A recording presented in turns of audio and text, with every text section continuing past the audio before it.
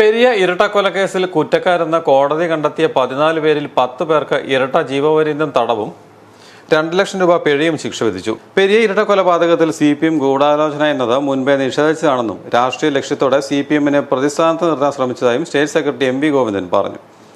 CPIM ഗൂഢാലോചന നടത്തി അതിൻ്റെ ഭാഗമായിട്ട് ഇരട്ടക്കൊലപാതകം നടന്നുവെന്നാണ് ഞങ്ങളത് അന്നേ നിഷേധിച്ചതാണ്. രാഷ്ട്രീയ കാരണങ്ങൾ കൊണ്ടാണ് ഇങ്ങനെയൊരു നിലപാടിലേക്ക് എത്തുന്നതെന്നും അവിടെയുണ്ടായ ഏറ്റവും പ്രയാസകരമായ അന്തരീക്ഷം 2 ചെറുപ്പക്കാർ കൊല്ലപ്പെട്ടു എന്നുള്ള പ്രശ്നം പാർട്ടിയുമായിട്ട് ബന്ധപ്പെട്ട് പാർട്ടിയുടെ നേതൃത്വത്തിൽ ഗൂഢാലോചന നടത്തി ഉണ്ടായ ഒരു സംഭവമല്ല എന്ന് ഞങ്ങൾ അന്നേ പറഞ്ഞാണ്. ഇന്നും അതുതന്നെയാണ് കോടതി വിധി അടിസ്ഥാനപ്പെടുത്തിയിട്ടും പറയാനുള്ളത്.